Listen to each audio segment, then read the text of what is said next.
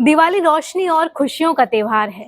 दिवाली भारत ही नहीं पूरी दुनिया में बड़ी धूमधाम से मनाया जाता है। कहते हैं कि इस दिन माँ लक्ष्मी देवलोक से स्वयं धरती पर पधारती हैं और हिंदू पंचांग के अनुसार इस बार दिवाली 12 नवंबर को मनाई जा रही है। नमस्कार, मैं हूँ आपके साथ शालिनी श्रीवास्तव और इंडिया डेली लाइव के इस खास कार्यक्रम में आप सभी दर्शकों का स्वागत है। दिवाली की आप सभी दर्शकों को बहुत बहुत शुभकामनाएं। मेरे साथ मौजूद हैं आचार्य अरविंद शुक्ला जी। आचार्य जी, आपका बहुत बहुत स्वागत है इंडिया डेली लाइव पर। आचार्य जी, खुशी और रोशनी का त्योहार दिवाली, तो दिवाली में हमें किस मुहूर्त में पूजा करनी चाहिए और दिवाली की पूजा की विधि क्या है? नमस्कार, इंडिया डेली चैनल के दर्शकों का बहुत बहुत हार्दिक स्वागत है और दिवाली की विशेष शुभकामनाएं सभी के लिए निरोग, स्वस्थ और दीर्घायु हों। दिवाली जो 12 नवंबर की है, उसमें आपके पूजन का जो बहुत ही उत्तम मुहूर्त, वैसे तो दिवाली का पूरा समय जो है, आपकी रात्रि का पूरा समय जो है सर्वोत्तम होता है, लेकिन उसमें भी उत्तमाति जो उत्तम मुहूर्त है वो आपका प्रदोषकालीन जो समय है, वो समय आपका 5:39 से लेकर के और 7:45 बजे तक का टाइम है। ये समय आपका विशेष इम्पोर्टेंट है। वैसे तो मैं ये फिर कहूँगा कि दिवाली के रात्रि में कोई समय देखने की आवश्यकता नहीं रहती है, क्योंकि कहते हैं काल रात्रि महारात्रि मोह रात्रिश्चदारुणा। ये जो रात्रियाँ होती हैं, इनमें कहीं कोई मुहूर्त देखने की आवश्यकता नहीं होती। फिर भी यदि आप जानना चाह रहे हैं तो मैंने बताया कि 5:39 से 7:45 बजे तक का जो समय है वो सर्वोत्तम समय है। और दिवाली में 3 लग्नें होती हैं जिसमें पूजन करते हैं। चर, स्थिर, दुस्वभाव। चर लग्न में जो पूजा होती है उसमें लक्ष्मी चलायमान होती है। स्थिर लग्न में जो पूजा होती है उसमें लक्ष्मी स्थिर रहती है। और दुस्वभाव लग्न में जो पूजन होता है उसमें लक्ष्मी आती भी है और जाती भी है। तो किस लग्न में पूजन ना करें? जब चर लग्न हो उस वक्त पूजन ना करें। तो जो आपकी जैसे वृष लग्न है, स्थिर लग्न है, सिंह लग्न है, स्थिर लग्न है, इन लग्नों में पूजन करें तो सर्वोत्तम रहेगा। एक बात ये रही। दूसरी बात, लक्ष्मी जी के पूजन का विधि क्या है, इसके विषय में बता दूं। तो देखिए, लक्ष्मी पूजन के विधि का जो वो है, विधि में ये है कि सबसे पहले आप अपनी सामग्री जो भी आप लाए हैं उसका विस्तार कर लें। और विस्तार करने के बाद कुछ चीज़ों का ध्यान रखेंगे। क्या? जैसे दीप को प्रज्वलित करें तो दीप आपके लेफ्ट में हो, बाएं हाथ में हो। आपका जो जल का पात्र हो आपके भी लेफ्ट हो, यानी कहने का तात्पर्य आपके लेफ्ट और देवता के राइट है।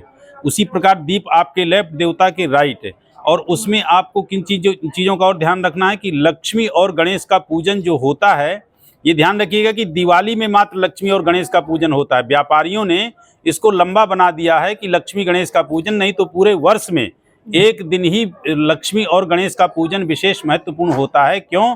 क्योंकि माँ लक्ष्मी ने गणेश जी को अपना मानस पुत्र माना था, इसलिए। नहीं तो प्रायः गणेश जी के साथ में माँ गौरा का पूजन होता है। और आज भी देहातों में गाय के गोबर की गौरा की जो है वो बनाते हैं मूर्ति और फिर जो है पूजन करते हैं। तो इसलिए गाय के गोबर के साथ गौरा जो बनाई जाती है, लक्ष्मी और गौरी के पूजन का महत्व है। सिर्फ दिवाली में ही लक्ष्मी और गणेश की पूजन का महत्व है। तो उसमें विधि ये है कि आपके पास जो सामग्री हो उस सामग्री को आप इकट्ठा कर लें और फिर जो है क्रम से सबसे पहले पूजन गणेश जी का करें। यदि आपने कलश बना रखा है तो पहले गणेश जी को, फिर कलश को, फिर माता लक्ष्मी को, ऐसे पूजन करें। और उसमें इस चीज़ का विशेष ध्यान देंगे कि जो भी आपकी मूर्ति है उस मूर्ति में सबसे पहले आपके पास गुलाब के फूल होंगे। गुलाब के फूल को बिछा लें, उसके ऊपर जो है माता लक्ष्मी और गणेश जी को रखें, फिर आप पूजन को शुरू करें। क्रम थोड़ा ऐसा है, मैं उसको बता दे रहा हूँ। क्रम ऐसा, सबसे पहले आप जिनके भी पूजन करते हैं हाथ जोड़ करके पहले उनका ध्यान करते हैं, फिर उनको मानसिक रूप से आवाहन करते हैं। ध्यान मतलब उनकी मूर्ति का ध्यान किया, फिर उनको आपने बुलाया, फिर इसके बाद उनको जब बुलाते हैं तो आसन देते हैं। आसन देने के बाद उनके पाद प्रक्षालन करते हैं। इसके बाद पाद प्रक्षालन के बाद उनका स्नान, आसन देने के बाद फिर आप उनकी प्राण प्रतिष्ठा करते हैं और फिर उनको जो है आप जो है पाद प्रक्षालन करते हैं। पाद प्रक्षालन के बाद स्नान कराते हैं। स्नान में फिर आप यदि पंचामृत बना रखा है तो पंचामृत नहीं बना रखा है तो जो भी आपके पास जो है दूध है, दूध से स्नान कराते हैं। फिर उनको जो है स्नान के बाद वस्त्र पहनाते हैं, वस्त्र के बाद चंदन लगाते हैं, अक्षत लगाते हैं, फिर पुष्प की माला पहनाते हैं। फिर इसके बाद जो है उनको सिंदूर आदि लगाते हैं, दूर्वा आदि चढ़ाते हैं। फिर इसके बाद आप उनको जो धूप देते हैं, दीप देते हैं, धूप दीप देने के बाद नैवेद्य देते हैं, और नैवेद्य देने के बाद फिर आप उनको जो है फल आदि चढ़ाते हैं। फल आदि चढ़ाने के बाद यदि आप नारियल लाए हैं तो फल आदि के ही और नैवेद्य के ही टाइम पे जो लावा आदि आपका होता है उसका प्रसाद लगाते हैं। फिर इसके बाद आप जो है उनको मुखवासार्थे सफलतांबूल पुंगी फलम, लौंग इलायची सुपारी आप देते हैं। फिर आप जो है नारियल उनको अर्पित करते हैं। इसके बाद फिर आप अपने कुछ मंत्रों का जाप कर सकते हैं, जो भी आपकी कामना है उन मंत्रों से संबंधित। ये मैंने आपका बताया लक्ष्मी का पूजन गणेश जी के सहित और भगवान विष्णु के सहित आप ऐसे कर सकते हैं। आचार्य जी माँ लक्ष्मी बाद में एक चीज और आप कर सकते हैं कि जो आपसे कुछ त्रुटि हो गई है उसके लिए मानसिक रूप से हाथ जोड़ करके माँ लक्ष्मी से प्रार्थना कर लें कि जैसे कहते हैं आवाहनम न जानामी तवर्चनम पूजाम चीव जानामी क्षम्यताम परमेश्वरा। इस तरह से आप उनसे प्रार्थना करके और अपनी क्षमा याचना करके उनके चरणों में आप कामना करें जो भी आपकी मनोकामना है। आप कोई यदि किसी मंत्र को सिद्ध करना चाहते हैं, कोई विशेष मंत्र जिसका जाप करना चाहते हैं, तो अब आप उस मंत्र का जाप करेंगे। और ये ध्यान रखेंगे कि सबसे पहले पूजा में आप जैसे अपना शुद्धिकरण करते हैं तो आप जो है दीप को प्रज्वलित करेंगे। और यदि पत्नी सहित ही पूजन किया जाता है, क्योंकि लक्ष्मीवान समितिन जया, लक्ष्मी का पूजन यदि लक्ष्मी करे तो विशिष्ट होता है, तो पत्नी के साथ जरूर होना चाहिए। तो आप ये ध्यान रखेंगे कि पत्नी आपके पूजन में वामांग होगी, आप पत्नी के दाहिने बैठेंगे, ऐसा आप जो है पूजन प्रारंभ। आचार्य जी दिवाली पूजन के लिए गणेश लक्ष्मी की मूर्ति कैसी होनी चाहिए? हाँ, बहुत अच्छा सालनी जी आपने पूछा कि मूर्ति कैसी होनी चाहिए। देखिए मूर्ति ऐसा है, आजकल लोग करते क्या हैं कि मूर्ति मार्केट में जाते हैं और ले आते हैं, और मूर्ति के अंदर क्या रहता है, खोखलापन रहता है। तो सबसे पहले तो ये ध्यान देना है कि जो भी मूर्ति लाएं उस मूर्ति के अंदर खोखलापन नहीं होना चाहिए। यदि आपके घर में है तो आज बहुत अच्छा शुभ मुहूर्त है, आज ही आप जा करके उस मूर्ति को चेंज कर लीजिए, यानी उस मूर्ति को दुकान वाले को दे दीजिए और उस मूर्ति के बदले आप मूर्ति दूसरी ले आइए। मूर्ति जब तक आपकी अंदर से ठोस ना हो, आप उस मूर्ति का यदि पूजन कर रहे हैं तो वह एक तरह से आपकी खंडित मूर्ति है। क्यों? क्योंकि जैसे हम पिंड हैं, पिंडज इज ब्रह्मांडज, तो जैसे हम पिंड हैं, पिंड ही स्वरूप भगवान भी है। आप यदि अंदर से खोखले भगवान है तो उनके अंदर प्राण आदि कहाँ है? नहीं है। तो इसलिए खोखली मूर्ति नहीं होना चाहिए। और एक चीज बात जो है, लक्ष्मी गणेश की मिली हुई तस्वीर नहीं होनी चाहिए। जैसे नीचे जो है आपकी कास्ट लगी हुई होती है, लकड़ी लगी हुई होती है या चांदी भी लगी हुई होता है, तो वो नहीं होना चाहिए, अलग अलग होना चाहिए। तो लक्ष्मी और गणेश की तस्वीर ही नहीं मैं कह रहा, किसी भी देवता की तस्वीर अंदर से खोखली नहीं होनी चाहिए। यदि वह तस्वीर खोखली है तो आप जिसका पूजन कर रहे हो उसका आपको पूर्णतः लाभ नहीं मिलेगा। तो आपकी जो मूर्ति हो वो ठोस हो। आपकी आर्थिक स्थिति यदि नहीं है तो आप चांदी का सिक्के की ही पूजन कर लें, उसका भी आपको लाभ पूरा मिलेगा, लेकिन लक्ष्मी गणेश की मूर्ति ठोस होना चाहिए। आचार्य जी दिवाली पर गणेश लक्ष्मी की पूजा तो होती है, लेकिन मैं आपसे जानना चाहूंगी कि लक्ष्मी जी के साथ और किन देवी देवताओं की पूजा की जा सकती है, और इसके साथ ही मैं आपसे श्री यंत्र के बारे में भी जानना चाहूंगी। जी, बहुत अच्छा सालनी जी आपने पूछा।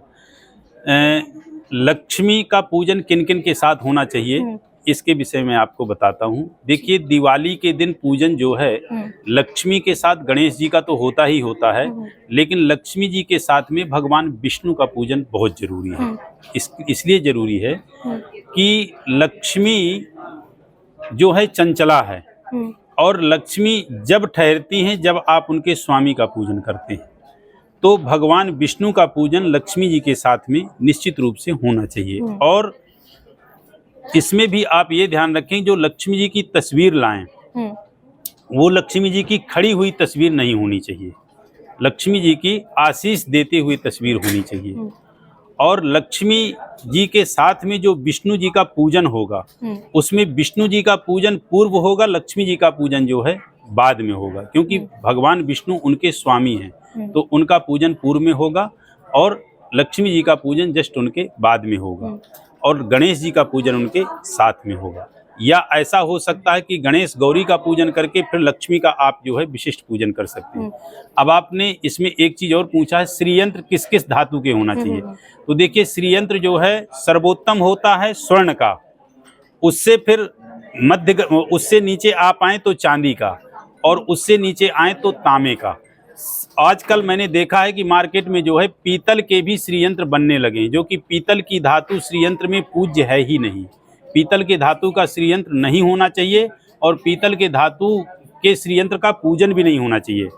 जो श्रीयंत्र होता है वो स्वर्ण की धातु का जो व्यक्ति पूजन करेगा और उसमें सहस्त्र अर्चन कर लेगा, विष्णु सहस्त्र नाम के द्वारा या ललिता सहस्त्र नाम के द्वारा, वह व्यक्ति जो है कई हजारों जन्म के अपने पापों को जो है नष्ट कर लेगा, अर्थात उसके कई हजारों वर्ष के पाप नष्ट हो जाते हैं। जो चांदी का श्रीयंत्र होता है, तो चांदी का श्रीयंत्र के विषय में तो कहना ही क्या है, यदि वो श्री सूक्त के द्वारा, जैसे कि एक मंत्र बोल के बताता हूँ, ऋग्वेदोक्त मंत्र जो है श्री सूक्त का है, जैसे कि यजुर्वेद में जो रुद्र सूक्त और पुरुष सूक्त है वह प्राण है यजुर्वेद का, वैसे ही ऋग्वेद का प्राण क्या है, श्री सूक्त। और श्री सूक्त के जो 16 मंत्र हैं उनमें से यह एक मंत्र है, जो व्यक्ति श्रीयंत्र की श्री सूक्त के द्वारा पूजन करता है वह अपने जीवन में हर चीज को प्राप्त कर लेता है। और वह श्री सूक्त के 16 मंत्र हैं, उनमें से मैं एक मंत्र बोलता हूँ क्योंकि वो लंबा हो जाएगा, बोल पाना थोड़ा सा समय ज्यादा लग जाएगा।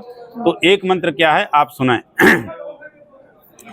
हिरण्यवर्णाम हरिणीं सुवर्ण रजतस्रजाम चंद्राम हिरणमयीं लक्ष्मीं जातवेदो म आवाह ताम आवाह जातवेदो लक्ष्मी मनपगामिनीं। इस तरह से यह एक ही मंत्र है। ऐसे 16 मंत्रों के द्वारा यदि आप श्रीयंत्र का पूजन करते हैं तो मैं निश्चित कहता हूं अपने पूरे विश्वास के साथ कि वह व्यक्ति जीवन में दरिद्र नहीं हो सकता। थोड़ा कठिन जरूर है, और हाँ, श्रीयंत्र के पूजन में जो आप स्वर्ण का बनवाएं उसकी तौल की माप का कोई वो नहीं है, आपकी जैसी आर्थिक स्थिति की क्षमता हो। चांदी की मूर्ति का यदि श्रीयंत्र बनवाते हैं तो उसके तौल का माप है कि उसका लगभग 200 ग्राम चांदी का श्रीयंत्र होना चाहिए। और श्रीयंत्र के विषय में मैं क्या कहूँ, जो महाविद्या के उपासक होंगे, जो श्री के उपासक होंगे, वही उसके विषय में विशिष्ट कह सकते हैं। बाकी तो श्रीयंत्र के उपासक आजकल बहुत कम रह गए हैं। लेकिन श्रीयंत्र की जो आकृति होती है, जैसे ब्रह्मांड की आकृति है वैसे ही श्रीयंत्र की आकृति होती है, तो वैसा भी कर सकते हैं। या मैं ये नहीं कह रहा कि ब्राह्मण आदि के जो अन्य धातु के श्रीयंत्र हैं, स्फटिक आदि के, वो कोई कमजोर हैं, वो भी अपनी जगह पे ठीक हैं। लेकिन चांदी का श्रीयंत्र अपने आप में विशिष्ट है, और श्रीयंत्र की आकृति जो रखा हुआ होता है उसमें यदि आप पूजन करते हैं तो बहुत ही विशिष्ट है। तो श्रीयंत्र का पूजन स्वर्ण का, चांदी का और तांबे का, और तांबे के श्रीयंत्र के विषय में और मैं बता दूं कि तांबे के भी श्रीयंत्र के पूजन का अपना विशिष्ट महत्व है, लेकिन उसका सहस्त्र अर्चन होते रहना चाहिए। और तांबे के श्रीयंत्र की जो भी व्यक्ति पूजा करते हैं, यदि वो लाइफ में झूठ बोलते हैं तो उसका भी उनको महापाप बहुत लगता है, और वह महापाप उनको विनाश की ओर ले जाता है। और श्रीयंत्र यदि स्थापित आप अपने घर में करें तो वो आपका श्रीयंत्र छिपा हुआ होना चाहिए। कहने का मेरे तात्पर्य यह है कि श्रीयंत्र का पूजन यदि आप करते हैं तो वो आप ही करें और आप ही उसको प्रतिष्ठित करें, बाकी अन्य उसको देखें नहीं कि आने जाने वाला कोई भी व्यक्ति आपके मंदिर में श्रीयंत्र को देखे। क्यों? क्योंकि भोजन, भजन और शयन ये सारी चीजें पर्दे में ही होती हैं। एक तो ये, और दूसरा जो श्रीयंत्र आप खरीदें तो उसका भी मुहूर्त होता है, जैसे कि अक्षय तृतीया, जैसे कि नवरात्र की आपकी जो है अष्टमी, जैसे कि आपकी धन त्रयोदशी, इन विशिष्ट तिथियों में श्रीयंत्र को लेना चाहिए और फिर स्थापित करना चाहिए। तो ये मैंने बताया पूजन के विषय में, श्रीयंत्र के विषय में और मूर्ति पूजन के विषय में। आप ऐसे करें, थोड़ा सा विश्वास से करें, भाव से करें। क्यों? क्योंकि भावो ही विद्यते देवो न पषाणे न मृडन्मये। यदि आप भाव से कर रहे हैं, पूरी अपनी भाव विभोर होके कर रहे हैं, तो उसका प्रतिफल आपको मिलना है। यदि भाव आपका नहीं है, आपका विश्वास नहीं है, तो प्रतिफल आपको उसका इतना नहीं मिलेगा। तो जैसे कि आचार्य जी ने बताया कि आप कोई भी पूजा करते हैं तो भाव के साथ करिए, तभी आपको उसका फल मिलेगा। और सबसे बड़ी बात जो आचार्य जी ने हमें ये बताई कि गणेश लक्ष्मी की पूजा के साथ आप विष्णु जी की पूजा जरूर करें, क्योंकि वो लक्ष्मी जी के स्वामी हैं। तो कहते हैं कि स्वामी की पूजा अगर आप करते हैं तो लक्ष्मी जी प्रसन्न होती हैं। और श्रीयंत्र के बारे में भी आचार्य जी ने बताया कि अगर आप श्रीयंत्र की पूजा करते हैं तो सिर्फ आप ही उसको देखें, कोई और उस चीज को ना देखे, वरना उसका फल आपको प्राप्त नहीं होता है। जी नमस्कार।